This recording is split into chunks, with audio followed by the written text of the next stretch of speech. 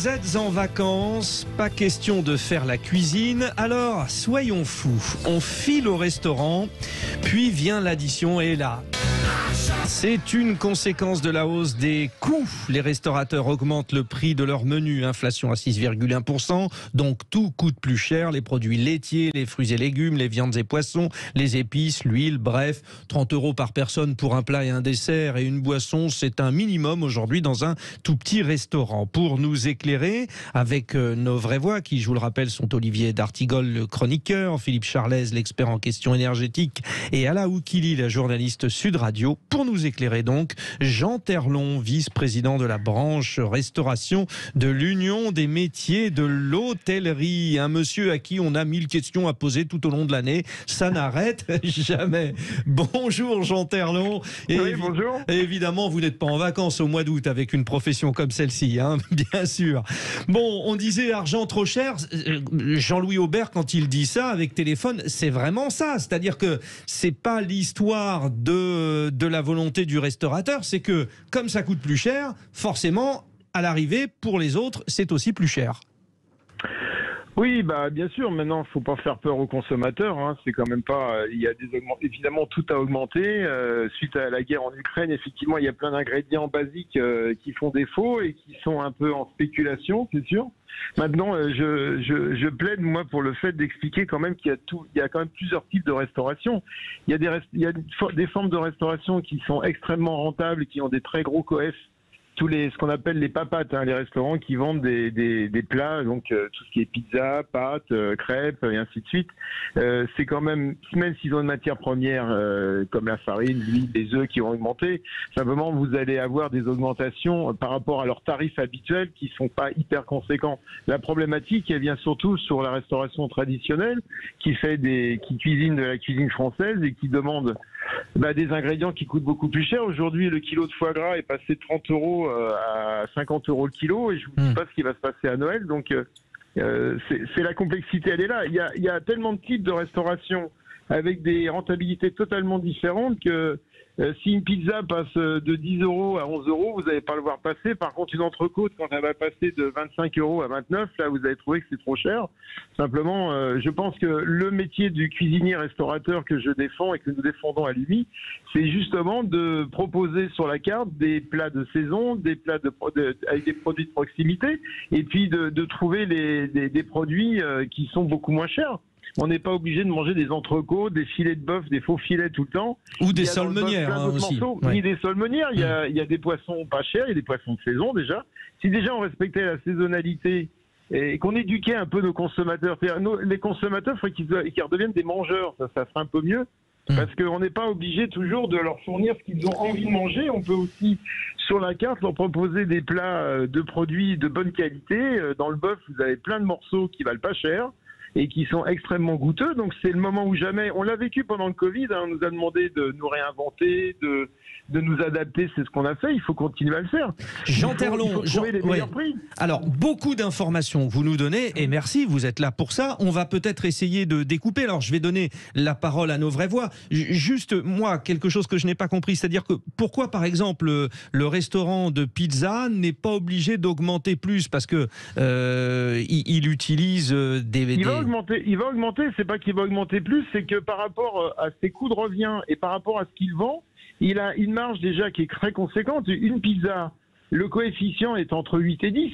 Dans un restaurant traditionnel qui fait une cuisine française, on est des coefs entre 3 et 4,5 grand maximum. D'accord. Donc on n'a pas la même marge de manœuvre. Et au final, par exemple, vous allez trouver qu'un cornet de frites dans une enseigne nationale de fast-food, c'est pas cher, sauf qu'ils ont quand même 80% de marge. Donc un cornet de frites est vendu avec un 80% de marge, ce qui n'est pas du tout le cas dans la restauration traditionnelle et qui utilise des produits qui ont un certain coût. Donc il y a tout type de restauration. Tout a augmenté, c'est un fait. Les matières premières qu'on utilise tous, on est au même niveau, et après effectivement l'énergie, ainsi de suite. Et on a tout en même temps. Simplement, en fonction de ce que vous faites comme cuisine, vous allez le ressentir ou moins le ressentir en fonction du type de restaurant. Vous avez évoqué les cornets de frites, évidemment. Philippe Charlès, qui est belge d'origine, a réagi. Alors Philippe, on va pas vous demander si c'est plutôt ketchup ou évidemment moutarde. Ah non, moi c'est moutarde ou mayonnaise. Ah, vous êtes comme ça, voilà. Bon, question de Philippe Charlès, réaction sur la question. Moi j'ai fait une petite enquête là sur Internet. Donc vous l'avez dit, hein, la hausse des prix fin juillet était de 6,1%. Et donc le chiffre qui traîne dans la restauration, c'est qu'en moyenne, les prix de la restauration ont augmenté de 13,9%. Et notamment la viande de bœuf aura augmenté de 28%. Alors, est-ce que l'augmentation des prix de la restauration est vraiment uniquement l'impact de l'inflation, ou est-ce que derrière, il y a, première question, des abus, ou deuxièmement, est-ce qu'il n'y aurait pas aussi une certaine inflation de rattrapage après Covid? Jean Terlon. Moi, ça fait 30 ans qu'on répond toujours aux mêmes questions, parce qu'il y a toujours en permanence des attaques systématiques sur la restauration qui c'est toujours trop cher. Alors, qu'est-ce qui est cher, qu'est-ce qui est pas cher? Si vous mangez pas bien, c'est pas ce que j'ai dit. Non, mais c'est un sujet extrêmement compliqué chez nous, parce que souvent il y a des comparaisons qui n'ont pas lieu d'être. C'est sûr que si vous comparez ce que vous achetez chez vous et puis ce que vous mangez au restaurant, sauf que souvent on oublie quand même qu'on a des salaires derrière, qu'on a des charges, qu'on a une charge d'exploitation des établissements. On a un commerce comme les autres. Là aujourd'hui, vous voyez bien que les boulangers vont augmenter leurs baguettes. Absolument, de 10% la baguette a augmenté. Voilà, donc 10%, ça représente 1 euro et quelques. Donc, enfin, ça va faire une baguette à 1,50 €, je crois, ou un truc comme ça. C'est passé d'1,15 € à 1,30 €. Voilà, donc c'est vrai que ça, c'est ce que j'expliquais, c'est-à-dire que vous augmentez, vous augmentez les prix des pizzas, des pâtes, des crêpes, tout ce qui est de matières premières pas chères. Même avec les augmentations, ça reste quand même des produits qui coûtent beaucoup moins cher que du foie gras ou des entrecôtes ou du bœuf. Donc le coût au final du consommateur, il va pas le sentir vraiment. Je veux dire, 1 € de plus ou 1,50 € de plus. Par contre, si vous faites la même chose sur du bœuf, c'est sûr que là, ça va faire très mal.